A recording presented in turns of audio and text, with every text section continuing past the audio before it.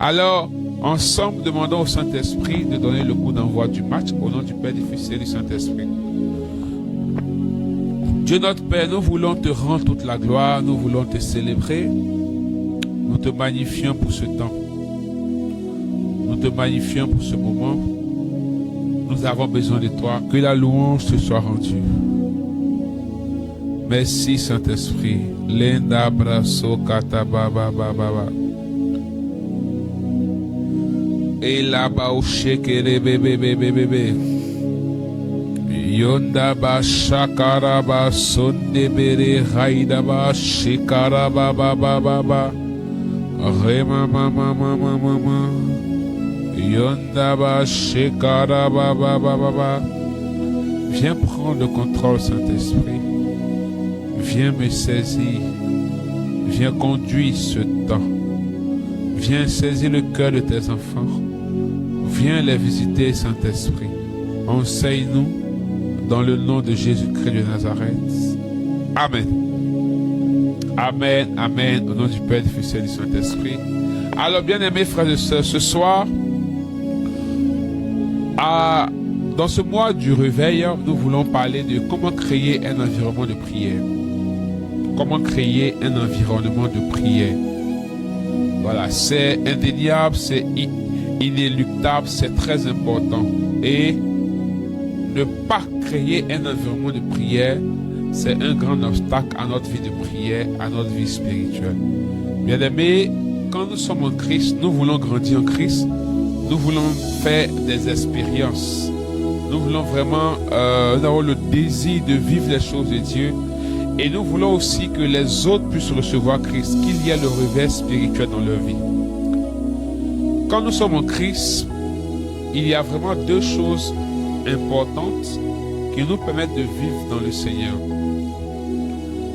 Paul va dire en 2 Corinthiens 5, 17, si vous êtes en Christ, vous êtes une nouvelle création. Première chose. Donc c'est la nouvelle naissance. Nous naissons de nouveau. Nous laissons le monde ancien. Nous venons en Christ. Donc nous changeons d'identité et il y a l'avènement de l'homme nouveau qui est marqué par la nature de Jésus-Christ. Et nous avons le désir de ressembler à Jésus et marcher sur ses pas pour être configurés à lui. Et ce processus fait de nous des membres du royaume des cieux. Quand tu es chrétien, tu appartiens à un royaume. Cette notion n'est pas assez perceptible pour les chrétiens et cela ne les aide pas dans leur vie spirituelle. Bien-aimé, quand tu es en Christ, tu deviens un membre du royaume de Dieu.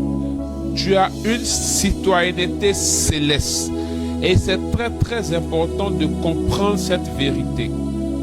Et dans le royaume, il y a un fonctionnement, il y a une manière de marcher dans le royaume. Donc après la nouvelle naissance, nous appartenons au royaume de Dieu par le changement d'identité et l'avènement de l'homme nouveau. Le deuxième élément qui nous permet de fonctionner maintenant dans le royaume, d'entretenir notre nouvelle naissance et de préserver notre identité en Christ, c'est la prière. C'est la prière. La prière, c'est le canal par lequel nous communions avec notre Père. Puisque nous sommes dans un nouveau royaume, nous avons changé d'identité. La prière est le canal par lequel nous avons accès aux vérités et aux révélations de notre royaume. Et c'est le moyen par lequel nous avons les instructions pour savoir comment marcher, comment vivre dans ce nouveau royaume. Ne dit-on pas que quand tu arrives dans un village, si les gens marchent sur leur tête, toi aussi il faut marcher sur la tête. Ça voudrait dire que quand on appartient à un royaume, il y a un mode de vie et de fonctionnement du royaume que nous devons connaître. Et pour cela, il y a deux éléments majeurs. La prière et la parole de Dieu. La prière et la parole de Dieu. La prière et la parole de Dieu. La parole de Dieu nous donne l'enseignement. l'instruction et nous révèle les pensées de Dieu pour ceux qui sont dans son royaume. La prière nous permet d'être en phase, en communion avec celui que nous suivons, qui est Jésus-Christ de Nazareth, et d'attirer à nous les privilèges du royaume, d'être sensibles à la manifestation et aux motions de Dieu. La prière nous permet d'avoir les révélations personnelles pour savoir comment marcher dans le royaume de Dieu. Certains n'arrivent pas à jouir des bontés du Seigneur et ne voient pas l'excellence de la grâce de Dieu dans leur vie parce qu'ils sont dans un royaume sans savoir comment ça marche dans le royaume, comment on marche dans le royaume, qu'est-ce qu'il faut faire dans le royaume, qu'est-ce qu'il ne faut pas faire dans le royaume. Il y a des interdits dans le royaume, il y a aussi des lois, il y a aussi des coercitions. Donc il faut connaître. Et pour connaître cela, il y a deux choses. La parole écrite, le logos, et la parole révélée, le rhéma, qui est donné par le Saint-Esprit afin de nous aider à marcher selon le Seigneur. Parce que dans le royaume, on ne marche pas par la vue, on marche par la foi. Pour marcher par la foi, il faut être aveugle des yeux. Pour marcher par la foi, il faut entendre. Écoutez-moi bien. Dans le royaume, Paul dit, on ne marche pas par la vue, mais on marche par la foi. Or, la foi est la conséquence de quelque chose. Le même Paul va dire dans Romains, il dit, la foi vient de ce qu'on entend. La foi vient de ce qu'on entend. Vous voyez? Donc, c'est ce qu'on entend qui fonde notre foi. Alors, qu'est-ce que tu entends? Or, dans le royaume et dans toute nation, dans tout royaume, pour entendre, il faut un moyen de communication. Il faut des canaux de communication et il faut un circuit de communication. Vous voyez? Et le moyen de communication par excellence dans le royaume, c'est la prière. C'est la prière qui nous met en relation avec le Seigneur. Et c'est la parole. C'est pas la prière et la parole que nous allons entendre ce qui va établir et va fonder notre foi. La Bible dit encore que tel l'homme pense, tel l'homme est. Or, nos pensées sont fondées par notre environnement et par ce que nous entendons. Donc, on se rend compte que la prière est un élément fondamental pour bien vivre et être productif dans notre vie dans le royaume. Alléluia. La prière n'est pas facultative, la prière n'est pas négociable. La prière est indispensable, irremplaçable, indiscutable et non négociable. C'est connaissant cette vérité que le diable attaque la vie de prière des chrétiens.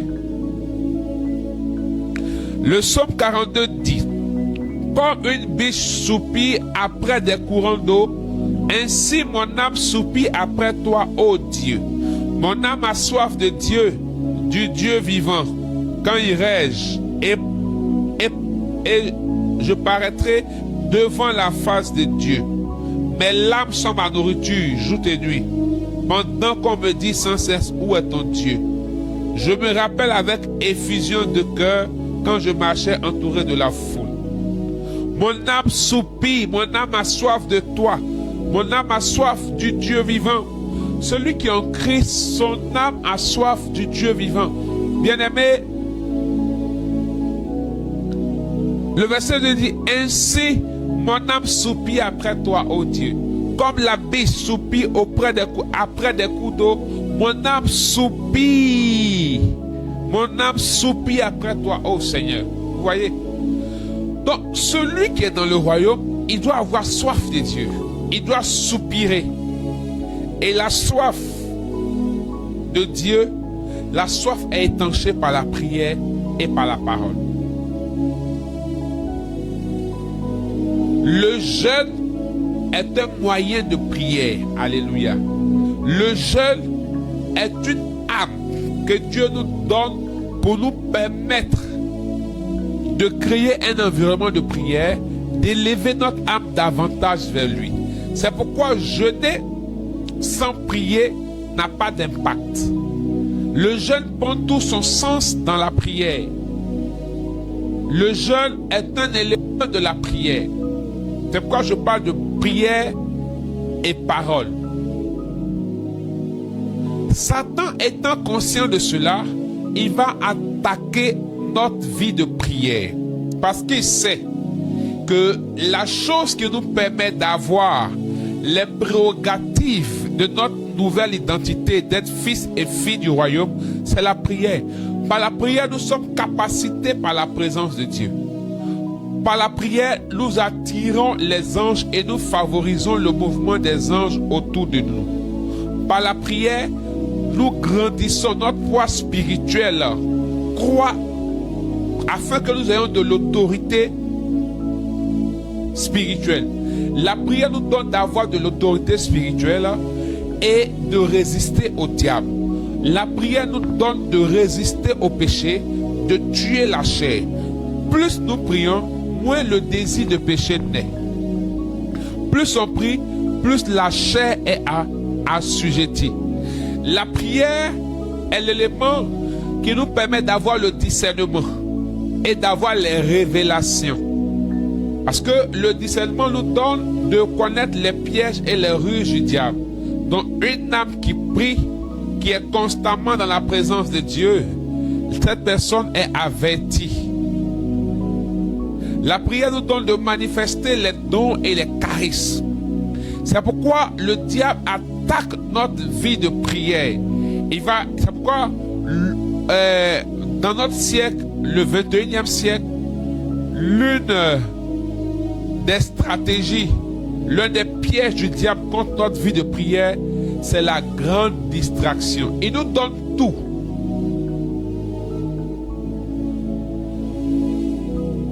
C'est la grande distraction. Et c'est aussi l'occupation. Nous sommes tellement occupés par les choses de la vie, à chercher ceci, à chercher cela, qu'il est difficile d'avoir une vie de prière, un temps de communion avec le Seigneur. Donc, l'une des choses que le diable attaque le plus, c'est notre vie de prière, parce qu'il sait que c'est l'élément majeur, d'abord, qui permet d'entretenir et de fortifier notre identité d'enfant de Dieu. Parce que la prière nous rapproche davantage du Seigneur. Plus on se rapproche du Seigneur, plus on va ressembler au Seigneur. Donc on va vivre la vie d'enfant de Dieu. On pourra marcher selon l'esprit. La prière est la nourriture de l'esprit. La prière est pour l'esprit ce que la nourriture est pour le corps. Or, dans notre nouvelle identité, c'est notre esprit qui est régénéré et qui est restauré. Donc si l'esprit n'est pas nourri, il devient faible. Et il est soumis à la pression et aux tentations du corps et de la chair. Donc le diable doit tout faire pour nous empêcher de prier. Le diable doit tout faire pour nous empêcher de nous élever. C'est pourquoi une jeunesse qui est en prière peut résister au diable. Une jeunesse qui en prière peut faire des choses extraordinaires. Une jeunesse qui en prière peut manifester la gloire de Dieu.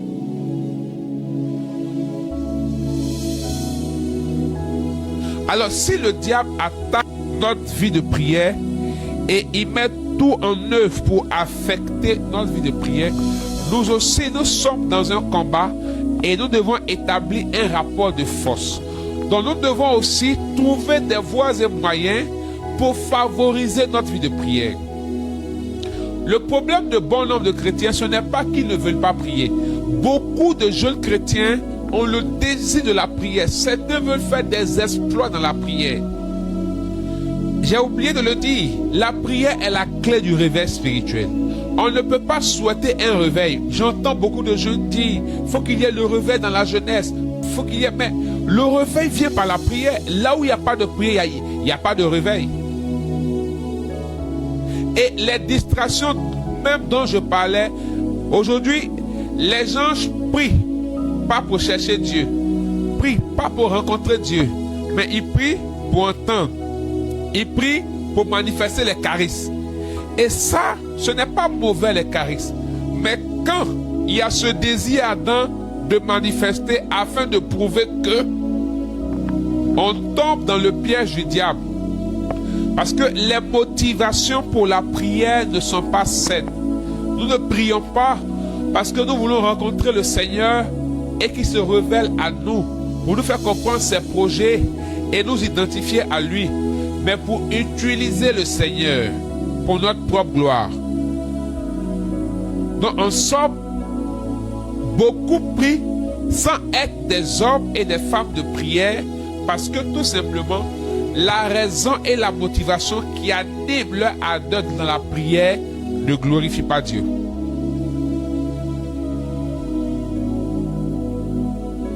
On ne prie pas pour que le règne arrive, le règne de Dieu arrive, que ton règne vienne, que ta volonté soit faite sur la terre comme au ciel. Mais on prie parce qu'on veut montrer que nous on prie. On prie parce qu'on veut montrer que nous sommes ceci, nous sommes cela. On prie parce que soit on veut que Dieu guérisse quelqu'un, Dieu délivre quelqu'un. Aujourd'hui, dans la vie de bon nombre de jeunes chrétiens, si tu enlèves leur désir du ministère, si tu enlèves la manifestation des dons et le désir de manifester les dons et les charismes, le désir d'être man of God ou bien woman of fire, on verra que ils n'ont plus de raison de prier. Plus de raison de motivation pour la prière. C'est pourquoi de plus en plus notre génération manque d'adorateurs. Des personnes qui s'élèvent juste pour communier avec le Seigneur, pour chercher le Seigneur, pour se rendre disponible pour le Seigneur. Aujourd'hui, on prie parce qu'on souhaite que Dieu se rende disponible pour nous afin que notre ego se manifeste.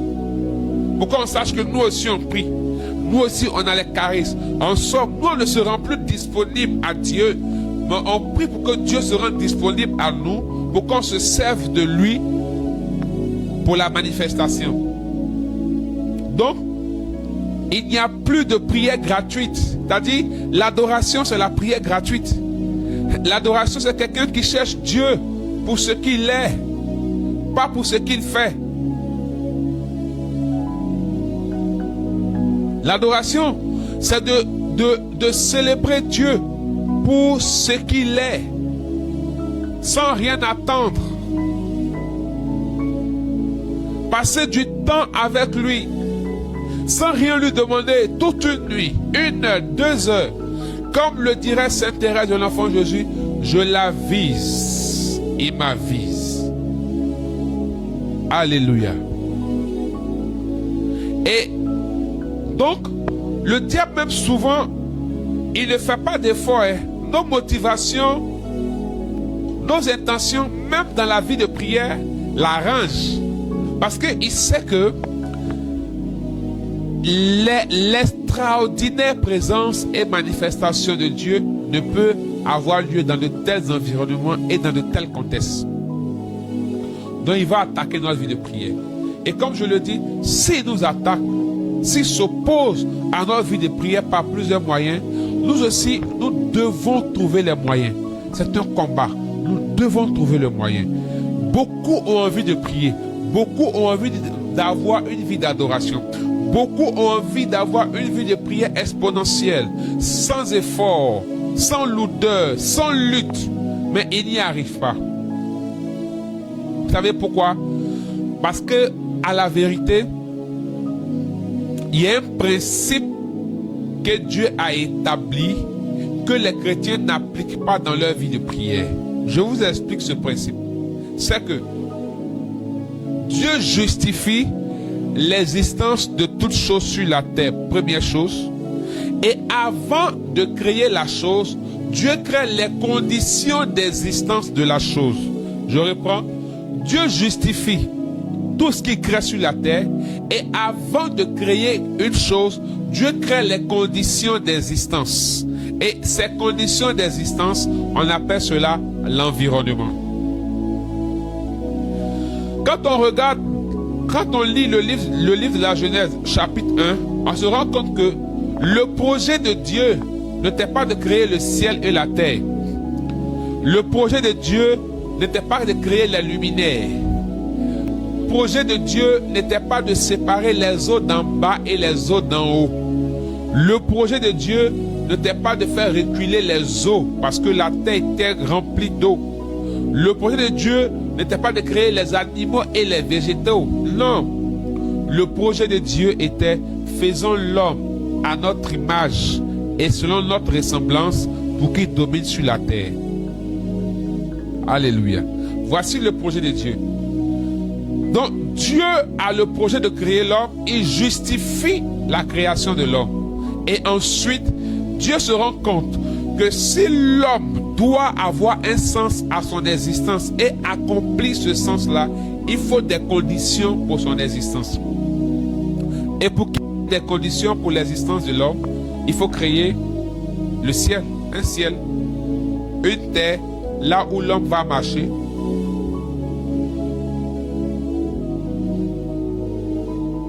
La terre, l'homme marche, l'homme doit manger. Il faut créer des végétaux et des animaux. Donc Dieu crée toutes les conditions qu'il faut pour l'existence de l'homme, son environnement. Alors, tu veux avoir une vie de prière, tu veux être un homme et une femme de prière, est-ce que tu crées un environnement pour la prière? Si tu fabriques une chose et qu'il n'y a pas de conditions pour l'existence de la chose meurt. Quelle que soit la qualité d'un produit pharmaceutique, il faut des conditions d'existence. Par exemple, on te dit, ce médicament doit être conservé à 25 degrés. Ce médicament, exemple, tu vas acheter un suppositoire à la pharmacie. Quelle que soit la qualité du suppositoire, si tu ne mets pas le suppositoire au frigo, tu ne pourras pas l'utiliser. Pas que le suppositoire n'est pas bon, pas que le fabricant est mauvais, mais parce qu'il n'y a pas eu de conditions. Et que les conditions qu'il faut pour que le suppositoire devienne suppositoire ne sont pas établies. Est-ce que tu me comprends? Voici le problème de notre vie de prière. Il n'y a pas d'environnement de prière. On veut prier, il n'y a pas d'environnement de prière. Donc parfois, ce n'est pas Satan qui s'oppose à notre vie de prière, c'est nous-mêmes qui nous opposons à notre vie de prière. La lourdeur, la distraction, l'assoupissement, nous-mêmes par moments, on les crée. Et comme on crée ces choses-là, on favorise inconsciemment la subtilité de Satan pour nous maintenir dans un certain mood qui nous empêche de prier. Si tu me comprends, fais-moi un signe pour me dire que tu me comprends. Parce que si tu as compris ce que je suis en train de dire, ta vie de prière va prendre une autre tournure. Je suis très certain. Est-ce que tu crées un environnement de prière? Il y a la nécessité de créer un environnement de prière.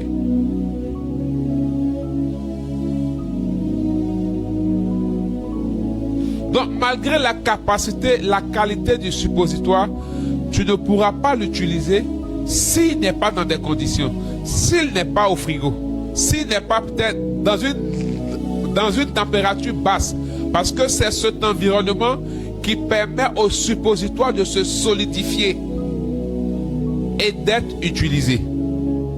Donc s'il n'y a pas ces conditions, le suppositoire ne peut pas se solidifier. Vous voyez, même les vaccins. Remarquez que on ne conserve pas des vaccins dans une assiette. Il y a une thermos qui est fabriquée à cet effet afin de pouvoir conserver les vaccins. Ce ne sont pas les assiettes ou les thermos dans lesquels on met l'eau ou des sachets de glace. La matière qui est utilisée, la configuration. Il y a par exemple aussi des récipients, des sacs, des assiettes. Je me trompe peut-être, mais je crois que ce sont des sacs isothermiques, n'est-ce pas? Ils permettent de conserver les glaces. Ils permettent de conserver la nourriture au chaud. Donc, en sortant de chez moi, je peux préparer.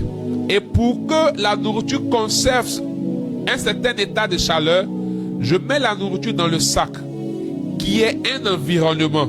Et le sac a été créé avec des conditions pour favoriser cela. Donc, le sac là va permettre à ma nourriture de ne pas se refroidir.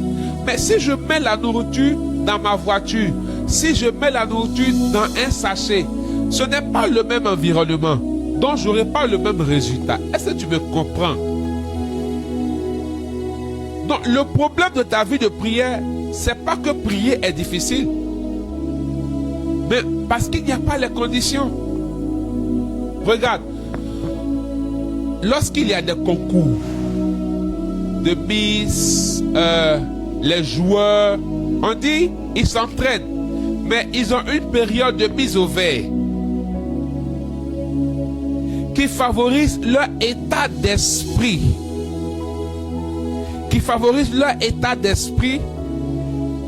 qui permet à leur âme vraiment de se relâcher. Parce qu'il peut avoir le stress, il peut avoir l'angoisse, il peut avoir la peur. Donc on crée un cadre, on crée des conditions pour qu'ils soient dans un environnement où ils sont en paix dans leur esprit. Parce que même si le corps est surentraîné et que l'esprit ne s'aligne pas, ils ne pourront pas produire le résultat qu'il faut. Donc tu comprends que ce que tu appelles difficulté dans la prière, c'est difficile parce qu'en somme, il n'y a pas l'environnement de prédilection de la prière. Ta manière de vivre là, ça ne favorise pas la prière. Donc tu luttes pour prier. Prier pour toi c'est trop difficile, mais c'est compliqué. Tu peux regarder la télévision, mais quand il s'agit de prière, tu deviens lourd ou lourde automatiquement. Mais parce que l'environnement est plus favorable à la distraction qu'à la prière. Alléluia. Voici ton problème. C'est ce qui fait que c'est dur. Sinon, prier n'est pas dur. Regarder télé, tu regardes. Tu scrolles. Tu es sur ton téléphone tout le temps. L'environnement est favorable. Pourquoi? Par exemple, pour faire certaines choses, il faut un certain environnement. Les conditions d'existence sont inéluctables. Donc ta vie de prière ne va pas connaître une élévation, ascendance, sans les conditions de prédilection et les conditions favorables. Pour que l'avion puisse se lever et voler, on parle de météo favorable. On regarde la météo. Parce que quelles que soient les capacités de l'avion, quelle que soit la qualité de la tour de contrôle, si la météo n'est pas favorable et que l'avion prend le vol, il peut y avoir rupture de contact et de communication entre l'avion et la tour de contrôle. Pas parce que les appareils de l'avion sont défaillants, pas parce que la tour de contrôle est défaillante, mais parce que la météo n'est pas favorable. Est-ce que la météo de ta vie, de tes journées, de ton environnement sont favorables à ta vie de prière? C'est ça le problème.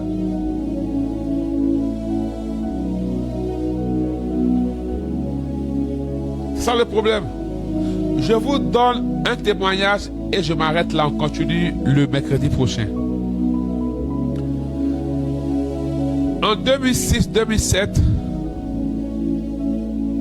j'ai fait un constat. Quand je restais là où je fréquentais, à Makori, j'avais aucun problème dans ma vie de prière. C'était flèche. J'arrivais à respecter mon programme de prière, à faire certaines choses simples. En fait, j'étais fouka dans ma vie de prière. Mais lorsque je venais en vacances en famille, je me rendais compte que ma vie de prière prenait toujours un coup. Donc, ma vie de prière était en coupé décalé. J'ai fait le constat sur 2 ans. Après ce constat, j'ai décidé de ne plus aller en vacances. Parce que j'ai remarqué que c'était pas favorable. Mais en fait, je vais expliquer pourquoi. Qu'est-ce qui faisait que ce n'était pas favorable? Je pouvais changer cela. Mais je me laissais aussi aller dans le mouvement. Parce que dans l'environnement, il y a les habitudes. On va en parler. Comment créer son environnement de prière? Parce que, je t'assure, l'élément majeur que le diable combat dans ta vie, c'est la prière. Il sait que une âme qui prie, qui est constante dans la prière, qui est fervente dans la prière, tu deviens comme du feu spirituellement. Tu es intraitable, tu es insaisissable, tu es inarrêtable. Parce que tu pries. Une âme qui prie, qui est en communion avec le Seigneur. Souvent, tu as soif qu'il y ait un réveil spirituel autour de toi. Mais quand toi-même tu es réveillé, parce que tu es en feu, prière, tu es inarrêtable, tu es intraitable, tu es insaisissable. Satan ne peut pas jouer avec toi. Non, il attaque notre vie de prière. Mais s'il y a un environnement favorable, si les conditions de pratique, d'existence et d'application de la prière sont établies, Satan ne pourra plus t'avoir. Ça sera plutôt facile pour toi dans la prière, mais difficile pour Satan de t'arrêter. Mais quand ces conditions ne sont pas établies, c'est difficile pour toi de prier, mais c'est facile à Satan de t'arrêter et de te mettre dans la lourdeur. Les justifications, les occupations. Que Dieu te bénisse. Alors on se retrouve le mercredi prochain pour voir comment créer son environnement de prière. C'est une clé de croissance spirituelle, croissance de vie de prière très important, très important. C'est un élément qui favorise la prière. Regardez, quand tu veux étudier, tu crées un environnement, n'est-ce pas? Je dis quelque chose et puis j'arrête. Pourquoi, ma soeur, tu voudrais que pour te dire certaines choses, on doit t'inviter au restaurant? Le restaurant a quoi à voir avec ce qu'on doit te dire? Il faut me dire. Pourquoi on ne peut pas aller avec toi à la grotte? Pourquoi toi qui es une femme de prière, il y a certaines choses, quand quelqu'un doit te dire, tu trouves que s'il va avec toi au sanctuaire, au Saint-Sacrement, c'est abusé. Pourquoi? Il dit ça, il dit rien. Que Dieu te bénisse. On va prier. Seigneur, merci pour ce temps, merci pour ta grâce. Que ton esprit soit avec nous. Seigneur, tu as voulu nous éclairer, nous enseigner, parce que tu veux en ce mois susciter un réveil en nous et autour de nous. Tu veux allumer le feu de la prière. Aide chacun de nous. Seigneur, viens mettre la lumière sur les situations. Et je prie qu'en ce mois, la grâce de la prière nous soit donnée. Que le Saint-Esprit vienne allumer un feu nouveau. Et le Saint-Esprit nous aide à grandir dans la prière. Au nom de Jésus-Christ. Amen. Que Dieu te bénisse.